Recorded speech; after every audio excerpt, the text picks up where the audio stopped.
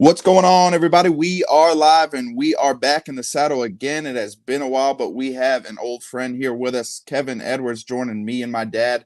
Guys, if you're keeping up with the podcast, I want to say it's definitely been over a year, probably getting close to two, since we've had Kevin on the podcast. One of the more memorable ones, talking some Knicks, talking some Mavs.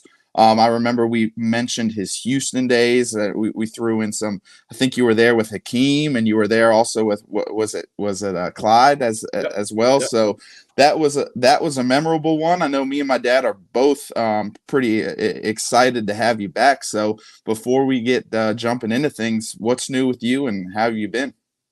Doing well, my friends. Doing well. Miss you guys. Yeah. It has been quite a while, and I'm awfully grateful to be on the rehab sports show here Yeah.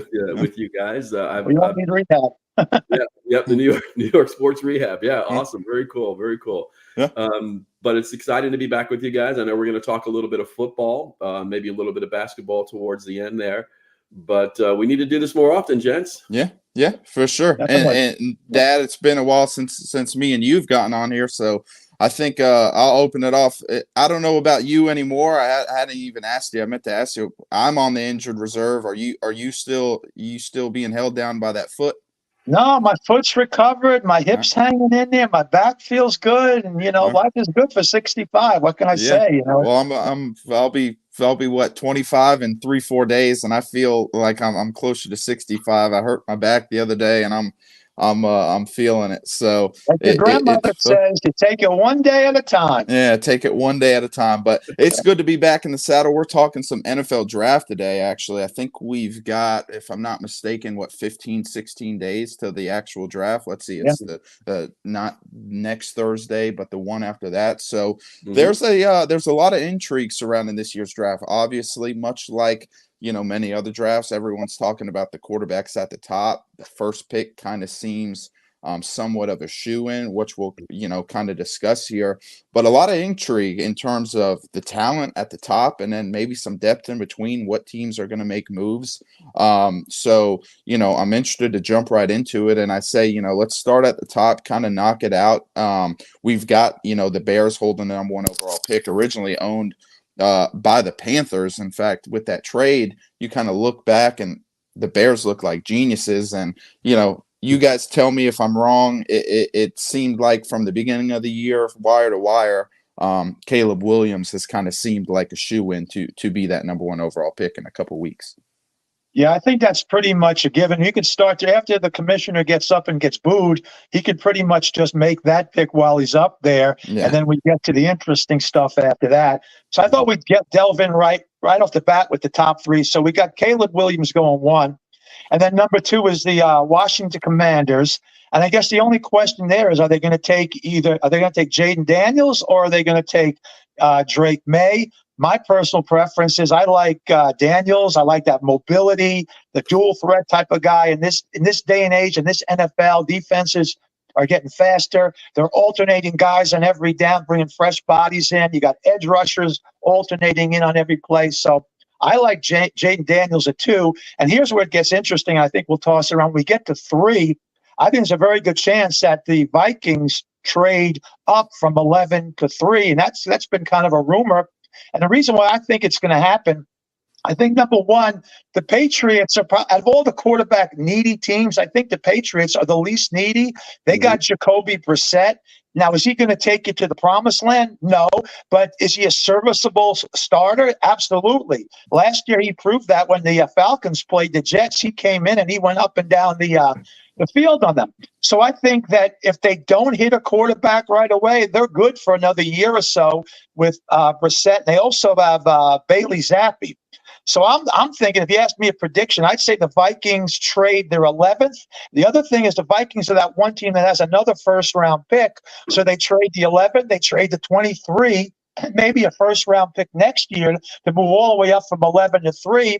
And then they come in, and I'll leave it with you guys at this point. Now they have a choice at 3. Do they take Drake May, or do they take a risk and go with J.J. McCarthy? So I think that's the first interesting thing there is, do they trade, and what's going to be the compensation there? So, Kevin, what do you think as far as how that's going to play out? Well, Drake May kind of started behind the 8 ball with all of the other quarterbacks. He didn't really make a name for himself until the combines last week, and he all of a sudden he's starting to shoot up that draft board. Mhm. It's going to be tough for the Vikings to move up to that number 3 spot, but maybe 4, 5, maybe somewhere in there, and maybe they don't get Drake May. But I don't have a problem with them taking JJ. I think JJ could be a very good, valuable piece for them as well. So I think they have as much as in this situation, going up from 11 to 3 or going up to 11 to 5, the compensation package might be just enough so they can wait until maybe the 4, 5, or 6 pick to pick up a McCarthy. But you can't go wrong. Both kids are good, strong. They've got everything that they need. And both teams, I mean, I should say, you're right about New England not necessarily needing a quarterback.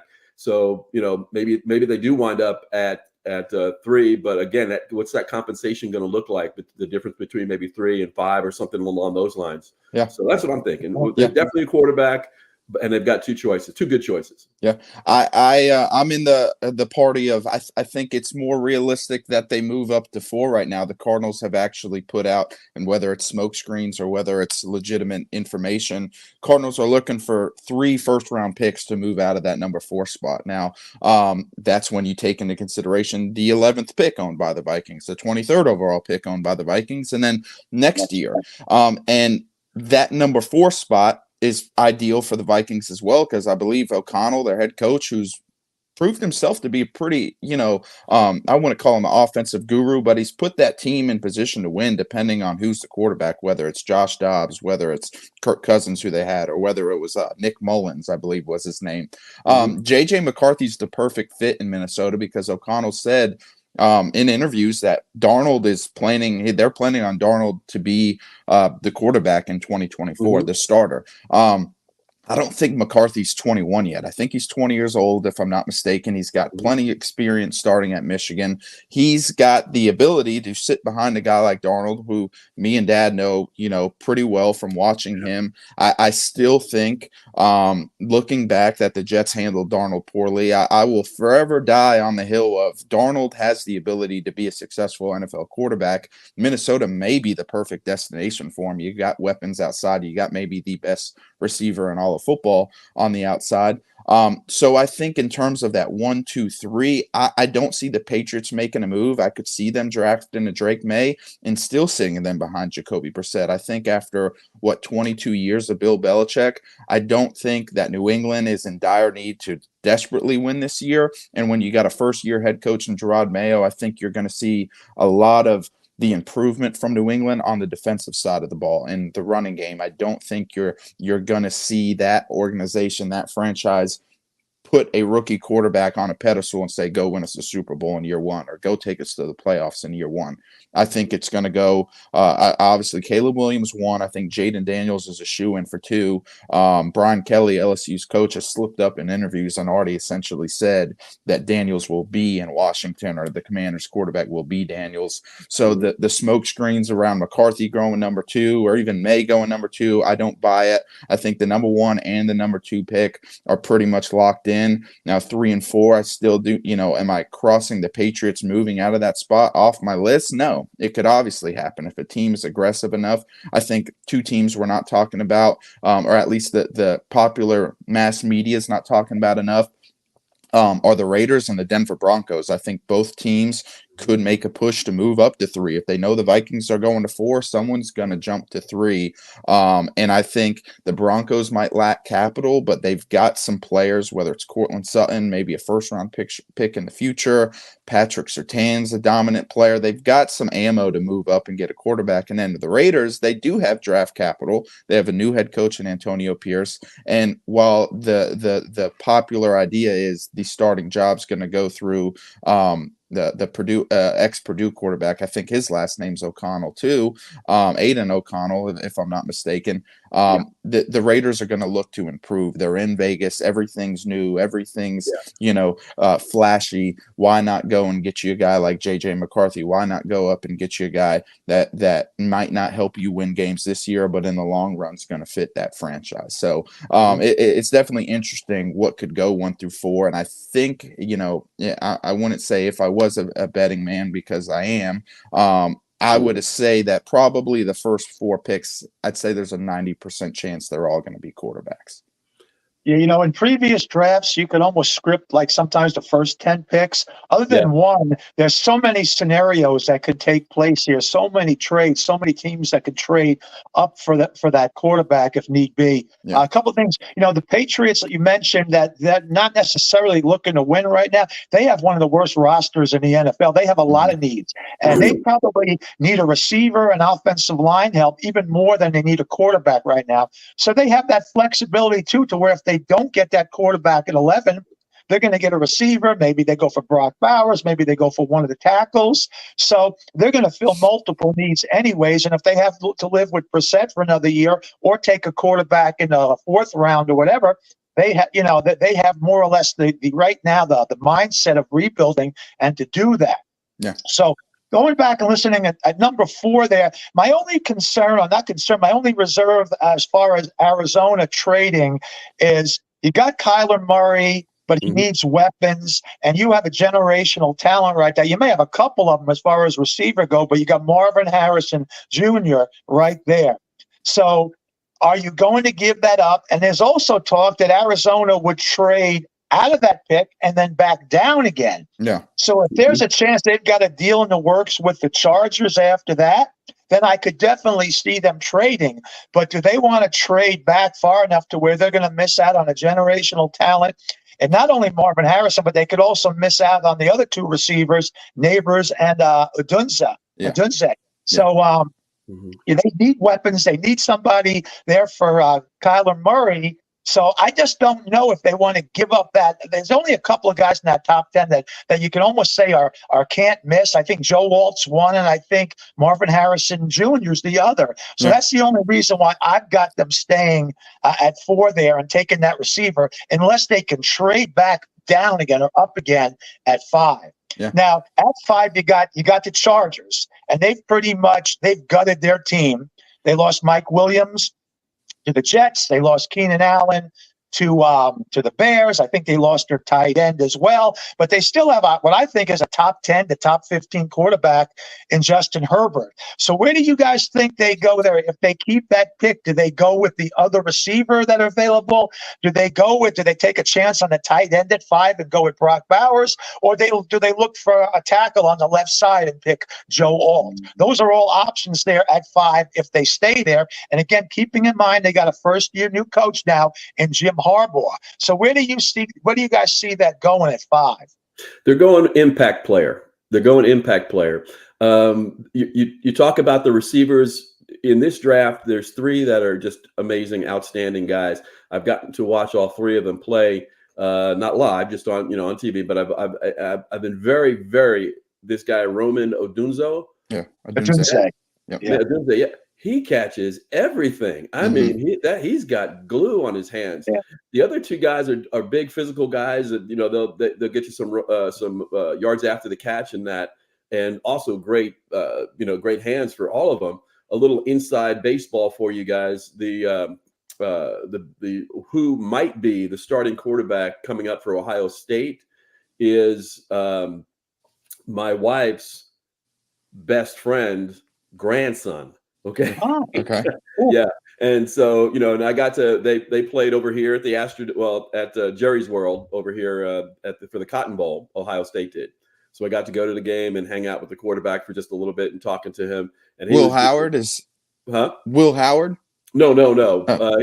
He played most of the bowl game. Okay. I forget it. Brown. I can't. Yeah. Well, he started that. He started it. But Okay. the other kid's name, I can't think of his name at the moment. I'll get it for you before the end of the show. Okay. But he was giving me some insight on Marvin Harrison and what it's like to what a nice kid he is, and so on and so forth. So I've become a Marvin Harrison fan. But I think at 4 or 5, you can't go wrong with either Neighbor, Harrison, or Odunze. I mean, either one of those. They're impact players. And if you've got some young quarterbacks, I would tell you that these are the kind of receivers that you want. You're going to grow up with them. You're going to grow up with them 10 years together in the league or so. That's the kind of quality of quarterback that's coming out right now, and the quality of receiver who are the next on that totem pole there. So I would say if you're looking at number 4, the Cardinals, they might just pick up one of those guys. Number 5, supposed to be the Jets, but do we think there's going to be any movement there? Jets are 10. Jets Chargers are 10. Chargers are 5. Yeah. Let me back up. I'm thinking the Jets can move up to. I think that's I think the Jets could move up from anywhere from 5 to 7. I think that's a realistic thing. That's the intrigue, is that picks 3, 4, 5, all 3 of those teams could trade back, and 3, 4, 5. There's about 10 different teams that could trade up into those spots. I was going to propose the question a minute ago of who is our individual number 1 prospect in this draft, and I think mine might be a little different from most. A lot of people may say Caleb Williams. Some people may say it's Marvin Harrison Jr. Some people may say it's Joe Alt. I think the number 1 prospect in the draft is Brock Bowers. I've seen him for 3 years now dominate college football. We obviously live in Georgia, Kevin, so we've seen it. We've seen it a little bit more, than maybe some of the national media. Every Friday or every Saturday and Sunday, you're seeing him play. You're seeing his highlights. You're seeing it all over the place. But the guy's been NFL ready. The reason I have him as the number 1 overall prospect is he's been NFL ready since his freshman year at Georgia. He blocks, he catches, he's dynamic, he's elusive. He is everything you want in a modern NFL player. It's easy to bunch him up as a tight end. I think it's easier to say he's a super slot. He's an elite talent that can do anything on the offensive side of the ball, and that's not taking anything away from Alt or taking anything away from Harrison. But that's just how high I am on him, and that goes back to saying at 4, I think if the Cardinals don't move, and for whatever reason there aren't 4 quarterbacks off the board in those first 4 picks, I think Harrison will be that pick at number 4 because of the Cardinals' need for a wide receiver. You mentioned it, young quarterback in Kyler Murray. Don't knock this off the board too. I could see something along the lines of the Patriots trading back to 3 or trading back to 4, swapping with the Cardinals for Kyler Murray. I know, call me crazy, but I could just see that there's going to be something that is a head scratching. Got a lot of guaranteed money still on that contract. He's got a lot of guaranteed money, but he's young. I just, I think that there's the draft starts at number 4. I think whatever the Cardinals decide to do, it is going to be it is going to be the start of what happens the next, I'd say, 28 picks or whatever. So for argument's sake, we'll say Marvin Harrison goes number 4, and you said it, Kevin. The Chargers are going to look at 5 for an impact player, and taking trades away from this. It's got to be Brock Bowers. You got a guy in Harbaugh that wants to run the ball, but you got a guy in Harbaugh that wants to win games. Brock Bowers is going to help you do both. Your run game's going to improve because for a tight end, he's an outstanding blocker, maybe the best blocking tight end prospect we've seen since George Kittle. And then the guy with the ball in his hand, he is as elusive as a Travis Kelce. As I hate to put him on that pedestal already, but I've seen him produce, and I've seen him be elite for 3 years now in college football. You've seen the guy get hurt, come back from injury in games that he didn't necessarily have to play because he didn't necessarily have anything to prove. He fought his way back to play. I just think he's the epitome of we throw around the term generational talent. I think there's 1, maybe 2 in this draft, and one of them has to be Brock Bowers. Yeah, so. I like Bowers. My heart says Bowers is that guy, but for some reason my brain You know, when you have the sexy pick, which is the skill position player, and the lineman, you always go with the skill position player. But when games start, you wish you had that lineman there. Yeah. And to me, you know, Joe Alt makes that difference, especially being a Jet fan. How many tackles have we been through since DeBrickashaw Ferguson? We thought we had it when we drafted Mekhi Becton, and injuries really, you know, stopped his career from taking off. And so, yeah, I'd probably be disappointed at the draft if the Jets could take Bowers and they took Alt. But I know once the season starts and we start playing games and Rodgers actually has time to throw the ball, I'd probably be happy that I wasn't the general manager and the Jets made the pick. Yeah. I don't know if the Chargers will take a tight end at number 5. You know, you hear things all the time about that risk of taking a tight end in the top 10 and then to take it at 5. And you've got a rookie first-year coach coming in right now, and his first – yeah, I know he's coached before in the NFL, but his first pick is a tight end. So I think it's a little risky. I think Brock Bowers will make it to 10, which is good for the Jets at least. Now, if the Chargers trade back, they might be able to get Bowers 10 or beyond. That's a possibility. But I think they will either take a receiver or they'll take Joe Alt at number 10 and start developing that wall and that line to protect Justin Herbert going forward. So I think those are all possibilities, but I don't think they'll take Bowers unless they trade further back. You know, they say tight end is one of the most difficult positions to master right away, and that, you know, you see other guys step in right off the bat at running back, undrafted free agents, and they excel, but tight ends seem to take a lot longer there. And I just don't. I think it's a risk at number 5, but you know, we'll see. But let me throw out your number 6 again. Another interesting pick. It's the New York Giants. They still got a lot of money, a lot of guaranteed money still to throw at Daniel Jones. Do they pick? Let's just say J.J. McCarthy's out there. We'll say the top 3 went. McCarthy is still there. Do they pick McCarthy or do they go for a receiver that they haven't had? You know, the last time they had a number 1 true receiver was OBJ in his prime. Oh, okay. Wow. Yeah. That's the last time they've had a true number 1 receiver. For the last 3 years, you know who their leading receiver is statistically? It's Darius Slayton. I like him. He was a 5th-round pick. You didn't expect much out of him. He reminds me of a former Jet, Jeremy Curley. 5th-round pick, came out of nowhere. This guy averages 50 to 60 receptions a year. But he, as your number 1 overall receiver, you got a problem. He's their number 1 receiver over the last 3 years. So my question is, do they go for that number 1 receiver if he's still out there, or do they go with J.J. McCarthy? And if they do, what happens now with Daniel Jones? You've got guaranteed money coming for a couple more years. What's the dynamic there? So what do you guys see happening with the Giants at number 6? Kevin? Well, they need some impact, and again, I'm gonna say that. Well, obviously every team needs an impact player, but most teams have impact players. And the points that you're making about the Giants is absolutely correct. When Saquon Barkley walks away from your organization, that's the only impact player that you have. So you really need to think about that.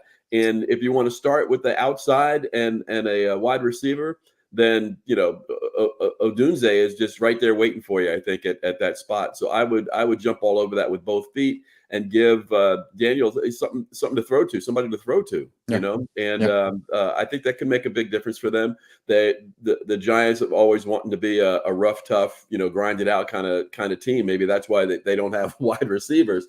But this ain't your dad's NFL anymore. You got to be able to throw, and you got to have somebody on the outside that can stretch the field for you. Yeah. And Odunze could be that guy. And like I said, man, I was really impressed when I watched him in a couple of games this year. Yeah. He just, anything within his wingspan is in his gut, and he's going for it. Yeah. Yeah. They're saying that he could be better than Marvin Harrison Jr. even down the road. That's how impressive he is. The top 3 receivers, and then you can throw Brian Thomas Jr. in there too. He's the consensus number 4. I think this is probably the best top of the line. We had that one year at 2017. It was Judy and CeeDee Lamb and a couple other guys, Justin Jefferson.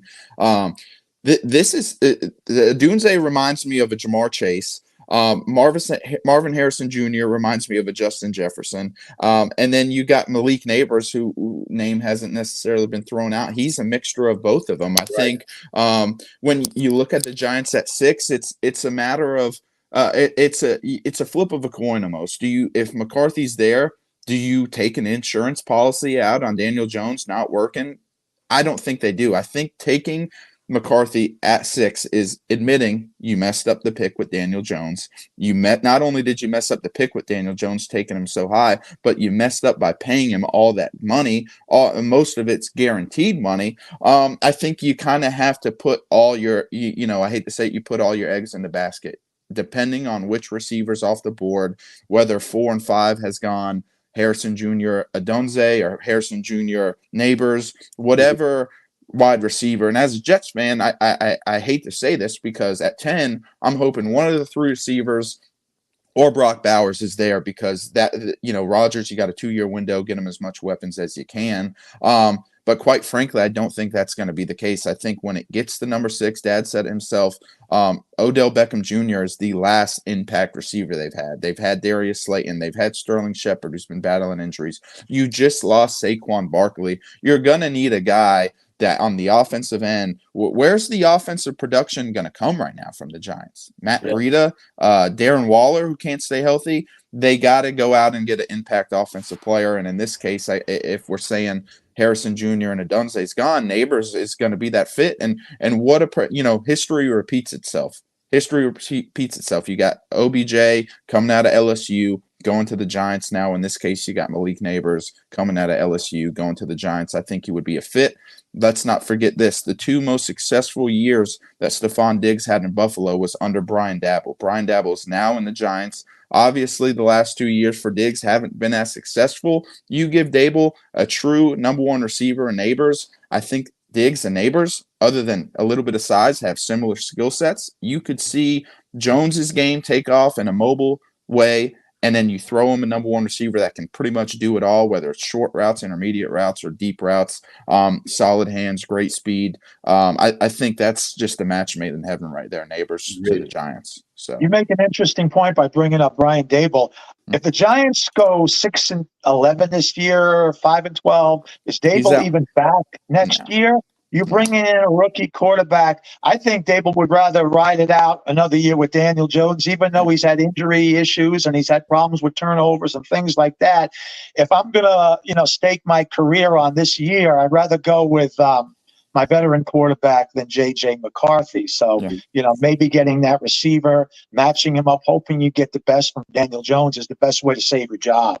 Yeah. So, the interesting thing this far, make one more comment. Top 6 picks, and I don't think you can go back to really any draft.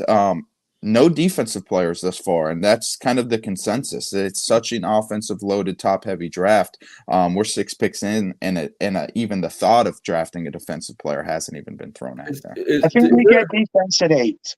Yeah. I think we get defense at 8. Yeah. I don't know, you guys. 7, you got Tennessee.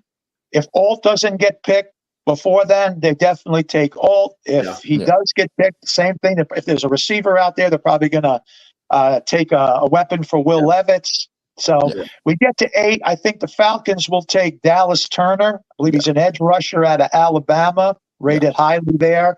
So I think you'll see him go as the first defensive player. Falcons brought in Kirk Cousins they've got now at that quarterback. They got Bijan Robinson at running back. I think they also signed Darnell Mooney at receiver. And they traded for Rondell Moore at tight end. They're loaded pretty much offensively. So to me, they're a prime landing spot to get Dallas Turner. And then 9, you got the Bears again, and they can go a lot of different ways. They could go defense too, or maybe they go for an offensive tackle like the guy at Penn State, Fashanu. So that would kind of take us up to the Jets. But what do you guys think as far as, do you think Dallas Turner will be that first guy off the board for the Falcons, or do they go somewhere else, Kevin? No, I'm with you on that one. I don't have a problem with that. I think the Teron Arnold out of Alabama is another good defensive pick that they can take a look at, defensive back that they can take a look at. But just as Matt was saying, about defensive players, I just have a quick question. Do we have running backs anymore? No. I think majority of big boards, like whether you look at NFL Network or ESPN or Todd McShay, whatever, the number one running back's Troy Benson out of Florida State, and he's ranked in like as a 3rd-round pick. It's unbelievable. Remember when Billy Sims was taken first overall, I think by the Lions in like 1980? Back in our day, it was the Juice, Billy Sims, Tony Dorsett, whoever came out. Those were all top 2 or 3 picks in the draft. Yeah, before the show, it was interesting. I made it a point to look at the running back room, and if you look at it from a college production standpoint, like 10 to 12, top 10 to 12 running backs in the draft were super impressive, super productive, super efficient. And there's going to be a lot of these guys. Marshawn Lloyd out of USC, he had some insane games. You look at, some of these other guys, they were like ultra productive in college, and it's not even the talent's there, the athleticism's there. It's just the way the game. There are going to be running backs in this class that are going to be very successful, but you won't hear their name called till Sunday. You might not hear their name called at all. So that's an interesting, going back from when you guys were, let's say, my age to now, the way the running back has changed. And even, it's not long ago where I think Leonard Fournette went 4, and then Todd Gurley went 10, and then for it to get to where we're at now, it's pretty incredible. So I mean, even if you forget the draft, just look around the NFL. How do you let Saquon Barkley go?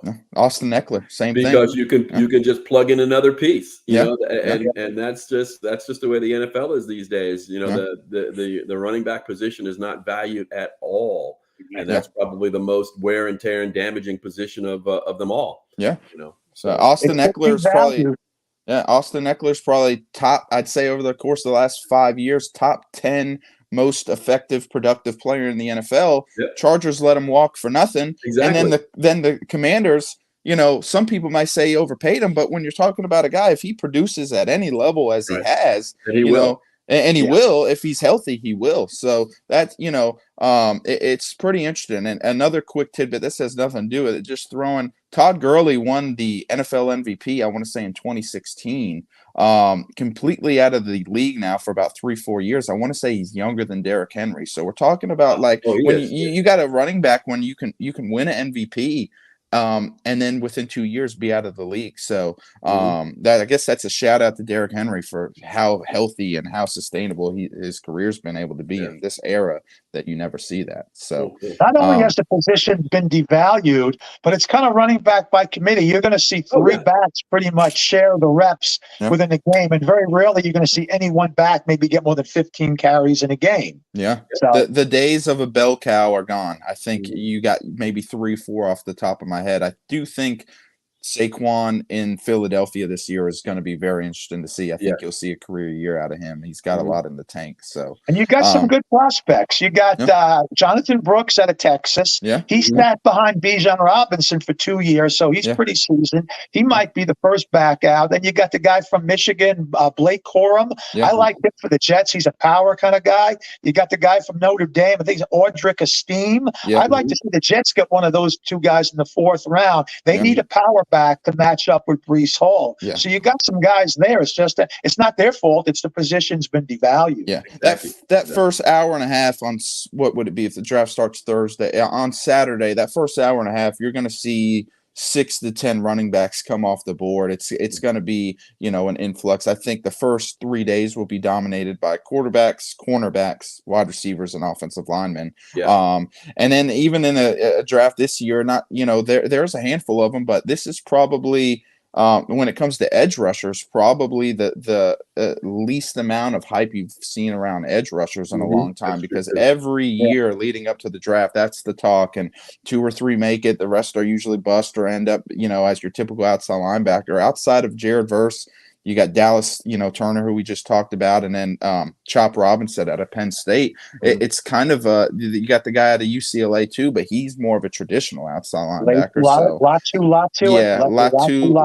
Louis Latui, or I'm not sure the pronunciation. So it's in it. That's why talking about the intrigue of the draft. This draft's a little bit different than what we're used to in years past. You're seeing it hyper focused on just impactful players and different difference makers. So I think there's going to be a lot of teams that improve their rosters in the third, fourth, fifth rounds because they are going back in the well for the running backs, for the safeties, for the linebackers that aren't catching all that, all the steam. So going back, we can go back into that. We talked about picks 7 and 8. I think Titans are a shoe-in for an offensive lineman, whether it's Alt, whether it's Fashanu at a Penn State, or whether it's one of those linebacker or one of those receivers that are still left on the board. I think 7. I think you could realistically see a scenario where 4, 5, 6, and 7 are all receivers. I think Brian Thomas is that good, and I think some general managers believe that as well. So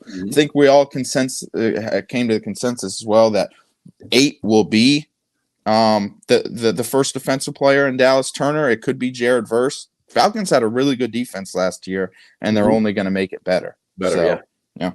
So we get to 10 now. We get to 10 well, we now. got 9 with the Bears because that's an intriguing one.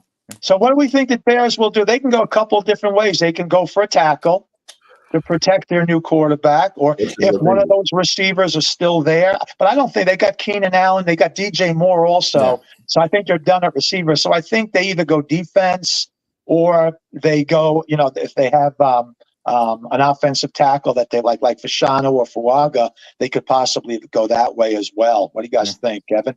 Somebody's got to protect Caleb Williams. Yeah. Okay. Yeah. And they don't have anyone now. Yeah, I don't know if you're going to start this first year out, but that's true. I think Penn State really does need to go. Chicago should go with the Penn State tackle Fashanu. Yeah, Fasano. I think he's probably the best in the bunch there, and I'd like to see them pick him up, and I think they will at that number 9 spot. Yeah. The Bears could do anything here. This is another spot where they could trade back. They could. The Bears kind of control this draft from the beginning all the way through. The second and third round. They could make a move here to where, let's say McCarthy's still on the board. This is when you could see the Vikings trade up from 11 to 9 and not have to give up that much. Maybe just give up a pick swap and a third round pick, something along the lines of that. I'm really high on Quinyon Mitchell. He's a cornerback. I think the Bears could take a defensive player and shore up that defense. Let's not, as the Bears improved last year, but over the span of the last 2 seasons, the Bears have had miserable defense, and I think they've done a little bit to shore up the front end, but the back end, a lot to do still there as well. So if I gun to my head, I'm saying if Fashanu's on the board, him, maybe the guy out of Alabama, J.C. Latham. I think he's actually taking a visit to Chicago today to meet with the Bears. So that I would say somebody's got to protect Caleb Williams. So my pick would be probably J.C. Latham at this point. Okay. But I'm really high on Quinyon Mitchell. I think you could see him go number 9. I wouldn't be shocked. The Bears have really revamped in a short period of time there between their free agent signings and draft capital. And, I think they could surpass maybe the Vikings, at least in their division, depending on what the Vikings do in the draft. So now we get to our favorite team, at least Matt and I's favorite team, the New York Jets. Yeah. Jets. With the 10th pick the reason we call this show Rehab. Yeah, with the 10th pick of the 2024 NFL Draft, the New York Jets will select kicker Sal Barbaro from Mayapap. We heard he still has his kicking shoe. And the flowers on his helmet. Wouldn't that be jet-like to take a kicker? No, I don't even think they're that bad. It's really interesting right here because this is where trades could take place again. Yeah. Mm-hmm. The thing is, you got 3 teams behind the Jets, at least 3 that are all quarterback needy, whether it's the Vikings still at 11 or the Patriots, depending on the trade. And then you got Denver and the Raiders. Mm-hmm. So the Jets could actually trade back to either 12 or 13. If one of those two teams want to jump over the Patriots, the Jets could possibly trade back to 12 or 13 and still get their guy. Let's say Brock Bowers is there at 10. I don't think any of those other teams are going to pick them if you've got 2 or 3 of those other quarterbacks on the board. I think a lot depends on how much we know. We already talked about J.J. McCarthy. He may still be there. He may not be there.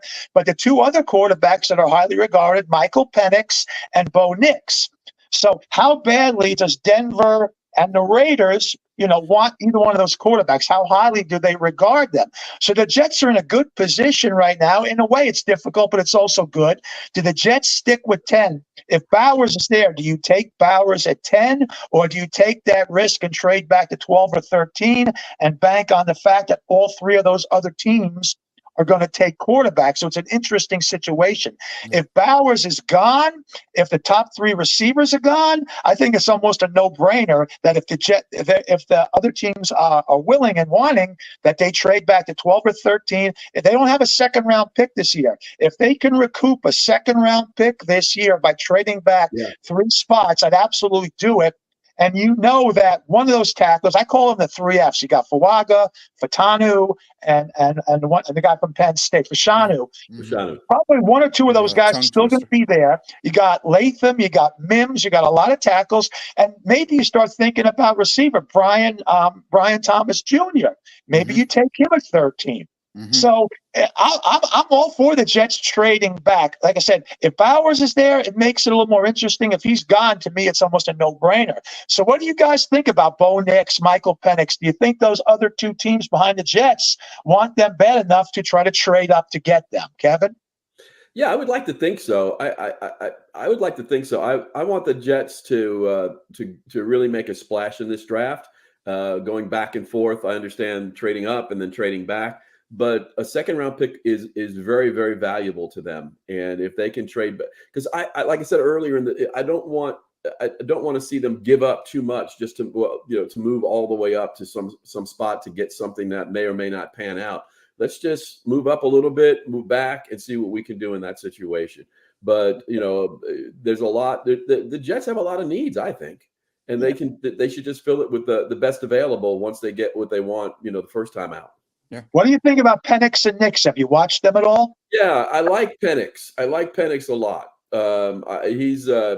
There's something classy about that guy. He's got a nice arm and all of that. But I do like Penix. I've not seen Nix all that much, but I will admit that I like Penix a lot. Yeah. I'm pretty high on Penix. I think it's strange seeing throughout the season how ESPN and NFL networks and scouts, how they watch quarterbacks and scout quarterbacks, because for the last 2 seasons now, Penix has far away been the second best quarterback I've watched on a consistent level. The way he throws the ball, the way he there's an aura around quarterbacks to where when their team's on the field and they're playing in the ball game, doesn't matter essentially whether there's great blocking or great receivers out there. That if Michael Penix is on the field, they're going to play well. And like I said, I could never be a general manager, because if I'm the Commanders general manager at 2, I'm picking Michael Penix. From what I've seen, I know the guy's battled injuries, but to go from Indiana to Washington, 2 schools that are not very, well known for being dominant football programs, and to take Washington to a national championship. At one point, he had Indiana ranked, I think, top 10 going into Ann Arbor, ranked number 7, undefeated against the Michigan team, and they beat him. So I think Penix has an aura. I think he has.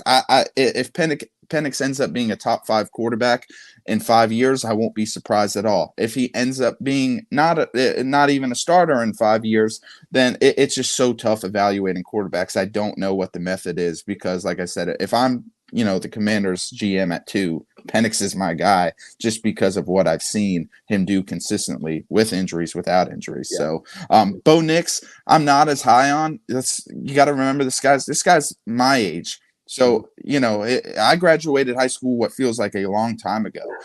He graduated with me, and he was still, there is something to be said about a 24, 25-year-old playing college football in today's day and age, knocking talent, not taking away from what he accomplished. I just don't think that he is, in terms of raw talent, in terms of ability to lead a team, I don't see something that I would trade up to 10 for. I don't see something I would trade up in the first round for, to be honest with you.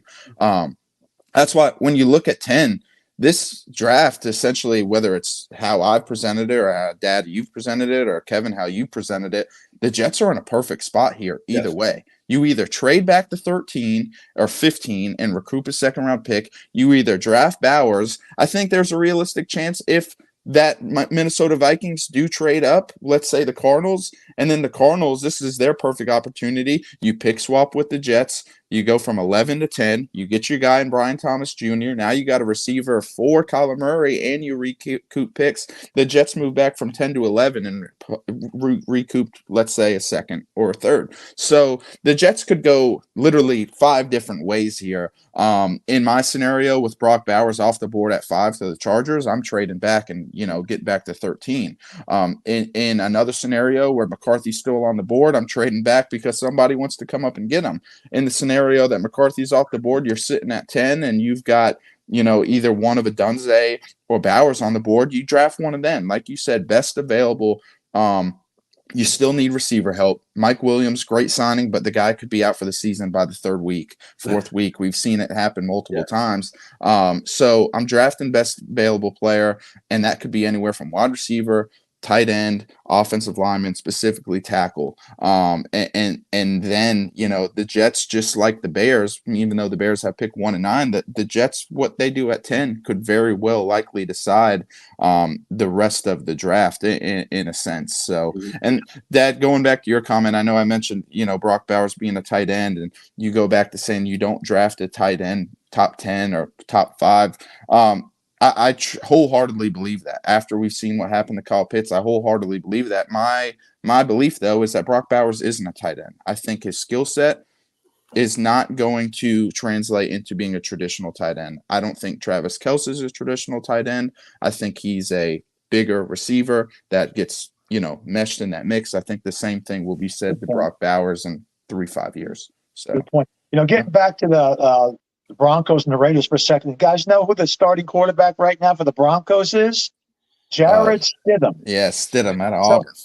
It's not even almost so much how good is Nix or Penix is. You got to get somebody that did Sean Payton unretire to coach the Broncos and have Jared Stidham as his starting quarterback. So to me, they're the most likely team to want to get up there, more out of need, out of desperation than anything else. So they've got to do something. The Raiders, not so much. Antonio Pierce is their coach now. He's more defense orientated. Plus, Gardner Minshew is right up there with Jacoby Brissett as maybe the 2 best backup / starting quarterbacks out there. So the need is less there. But I really see Denver as maybe being that team that wants to get up there more out of desperation than anything else.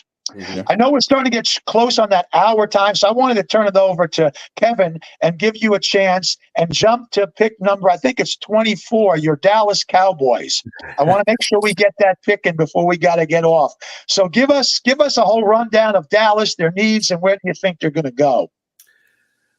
Man, this is one of those years where I think it's going to be tough for the Cowboys to really do the kinds of things that they want to do, like make a big splash.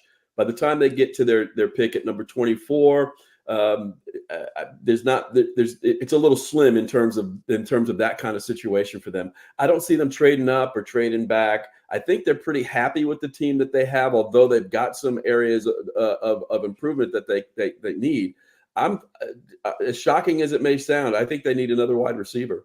I think they need I think they need another wide receiver. I mean, CeeDee Lamb is absolutely awesome, and but they need somebody on the other side to balance it out because he's getting double teamed, and they just need another outlet for him. And if I'm not mistaken, Galloway is gone, and so is Pollard, the running back, who also caught a lot of passes, by the way. And so I think they need to replace one of those 2 positions. And to be honest with you, the running back game is really a youth game to begin to, these days. Granted, not a lot of them are taken in the first couple of rounds, but it's also a youth game. The younger the younger running backs seem to be able to pop out for 2-3 seasons and then they're gone, just like everybody else. So I would say, since they'll be able to get their running back later on in the draft, that they'll probably go wide receiver to replace Galloway on the other side. So I don't know who's going to be available. Maybe Xavier Worthy out of Texas, somebody like that. That's who I'm thinking that they're going to go with. Again, they're very comfortable with what they have right now. But another wide receiver would be, I think, on the docket for them if they really wanted to upgrade. So I've heard receiver 2, possibly another guy, Adonai Adonai Mitchell, I believe his name is. Not sure where he's Adonai. out of. He What's played at Georgia and then transferred to Texas as well. He's the guy So. that's linked to the Cowboys. And the other thing, what about offensive line? You lost Tyron Smith to the Jets. You have another Smith, I believe Tyler Smith, who they kicked out from guard to tackle. So they may possibly go offensive line if one of the big 5 or 6 are still there, Mims or Latham or whatever. I think they could also possibly take an offensive tackle to replace Tyron Smith. I agree with you. That's a definite possibility, except it's the Cowboys, and the glamour position is really more of what they want to go for. Look at the owner. Yeah, Kevin, exactly. as a Cowboys fan, you guys, Dak easily could have won MVP this year. I think in other years he probably would have. You win the division, you lose what's the feeling going at you run it back? You got Jerry Jones, and you're essentially just running it back. What's the expectation? Well, I asked that because the Mets did the same exact thing 2 years ago. They came a game short of winning the division. They won 106 games. Then the next year they run it back and they stunk it up. So it's like they're in a very similar space, you know? Are you asking me from a fan point of view or from the ownership point of view? Because from the a point of view is Super Bowl every year, okay? Yeah. And the fans are kind of tired of hearing that. I mean, to be honest with you, they're really kind of tired of hearing that every year because we always fall short. And we fall short in dramatic ways, and so we'll see what happens this year. Again, Super Bowl or bust, whatever. But I really think that I'm surprised of the season that they had last year, and I'm really surprised that Dak really had a great year last year. He cut down on the interceptions, and the interceptions at the worst possible moment is what killed the Cowboys 2 years ago. So he cut down on that this year. And they really played well. But what surprised me was they got past Philly. I think Philly is a great team, and I think they're a better team than the Cowboys, to be honest with you. And we'll see what happens with Saquon there now. Yeah. But I was surprised last year they got past Philly, and we'll see what happens this year. But they've got a good team. They'll probably do the same as they did last year. Look pretty dominant, and then wimp into the playoffs and just fade out, So I think you guys have won 12 games in a row, 3 years in a row. Yeah. So it's not like the Mets who did it 3 years in a row with 12 games and then get knocked out in the first or second round. I mean, as a Jets fan, I'd sign up for that right now because we haven't been to the playoffs in 11 years. But after a while, I guess, like you said, the fans get tired of it and want to see. They want to see more. Also, I heard a rumor that Ezekiel Elliott could possibly re-sign, go back to the Cowboys, kind of as a running back by committee and not necessarily the lead runner anymore. Yeah, Ezekiel is the classic case for running backs. I think he came into the league, lit it up for a few years, and then just disappeared. And so because he was the bell cow for the Cowboys. Yeah, and so then he couldn't do it. And Pollard was outshining him, so to speak, in the backup role. And then the Cowboys, I think, have just decided to go running back by committee. So if he does come back, that would be great. He's more than welcome. And that's how the Cowboys are going to run their backfield right now, is just, by committee. And I hope that works for them. Maybe I'm just a little old school, and I do want to know who the number one guy is who's going to get the ball 25, 30 times. And let's see what the other guys can do. Maybe that thunder and lightning concept where we hit them hard up the middle, and then we got one we can pitch to run around the outside or something like that. But we'll see. Yeah. It's going to be running back by committee in Dallas. Yeah. Well, real quick, we got about 5 minutes, maybe a little bit less than that. But we talked a lot of basketball last time you were on here. I'd love to, get us all three back together to talk some NBA, where the playoffs is going on, maybe even do further in depth into the first round of the draft, since we only touched the top 10. I think we could make this a weekly thing if Kevin's up for it. Yeah, could 1 week. Real quick, who's the NBA Finals matchup this year? We'll all three run through it real quick. Wow, it's got to be Boston in the East, and it's got to be Denver in the West. Okay. I don't see much different. I really don't. Yeah. To be honest with you, I would love. I think if there's a dark horse to win the whole thing, it's Oklahoma City. I think that's the dark horse in my opinion. Yeah. But if you you just want to know who's probably going to get there, it's probably going to be those two teams. Although So what separates Denver from Oklahoma City and Minnesota? Because basically, I think Minnesota has the same record as Denver, and I think Oklahoma City's one game behind. So what sets Denver ahead in the postseason? Experience. Jokic. Exactly. Exactly. And I think there's somebody there that's got like an MVP trophy or something like that. And I think he's probably going to get another one this year. Should have 3. But that's the fact of the matter. It's experience. That's why everybody is like, well, Golden State, who is like in 10th spot, they have a shot too because they've got experience. Yeah, okay, give me a break with that. But they count on that experience factor so much. And I really don't believe in that experience factor totally. I don't buy into that totally because I think a team like Oklahoma City can make a run and do well, even though they don't have. They're saying, oh, they're too young. They're too young. Well, too young sometimes means you're dumb enough to be able to. You don't know any better to know. Fall into it. Another thing with Denver, not a lot of people talk about is after 82 games, and then you talk about getting in the Western Conference Finals and the finals. So you're looking at 90 plus games, having to go into the altitude in Denver that they're used to playing in 40 something times a year and play road games. I think last year we got robbed of that Celtics Nuggets finals. I think I agree with you. We'll get it this year, but you make a good point when it comes to a team like the Timberwolves and the Thunder. They're both young and dumb enough to say, why can't we do it and go in? And they're uber talented, crazy amounts of talent. So they could definitely do it. In the East, though, I don't see anybody besides Boston. You give the Knicks a healthy OG and a healthy Randall for the last month, then maybe. But I don't see it. Randall's out for the year, and OG's doing okay. He's kind of working his way back to form. I think of anyone in the East, I know it might be a stretch, but Miami would be if I had to come up with some kind of miracle scenario, just because of who their coach is, just because where they've been before, they got Jimmy Butler, Adebayo. I don't think it's going to happen, but if you asked me to pick one team that I thought would come out of nowhere and do it, I'd have to say Miami. Yeah. And they got the experience. Milwaukee could do it. They've been there before, but it's a lot going on in Milwaukee for them to put it together. Next year, Knicks and Houston in the final. And this time the Knicks win it because they don't have John Starks to mess it up anymore. So next year, look for Knicks in Houston. Knicks take it in 7 this time. Oh, I love it. I love it. You know why I call him John the Trolley Starks?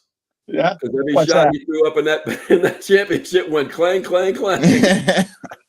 Who knew that would be the last time we'd even get a whiff? I know. Been a while.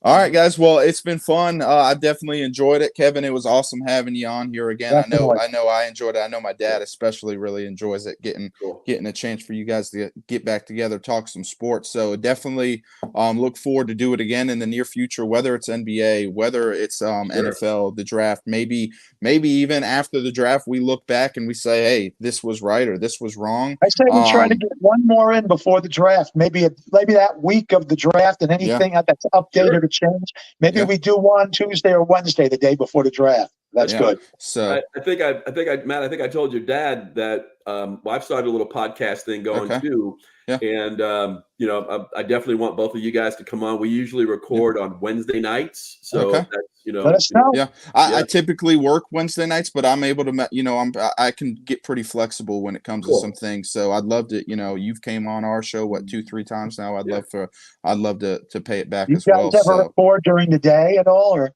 Yeah, I can record anytime. I'm good with that. So well, maybe we can do that. Yeah, but once a week is fine. I mean, we can certainly do something. Yeah, for sure. Last thing I'll say, Kevin, Dad, I'm sure you both will appreciate this too. Is how about shout out to UConn, back-to-back national championships, the most dominant college basketball team I've seen in my lifetime. I know that might actually hurt Kevin a little bit because he began while we pre-show. He told us that this was the year for Houston, but they're not going anywhere anytime soon. And I just wanted to give the shout out to Hurley and UConn. I thought it's the most impressive run I've seen in my lifetime outside of the Patriots. Just one quick thing before we go to make me feel a little bit better.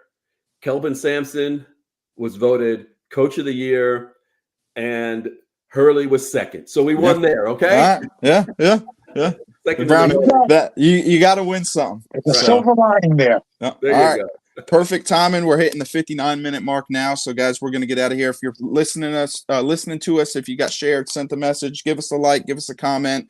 Go find Kevin on Facebook. I'm sure he's got some of his We are the podcast Sports stuff Page there. Pundits. Okay. Yeah. And So that's on YouTube too, right? yeah. So Okay. we'll get this posted to Facebook, Twitter, YouTube as well. We'll get it shared out. Kevin, once again, we appreciate it. Dad, it was good to get on here with you guys again and talk some sports. So we are in, and just like that, we are out.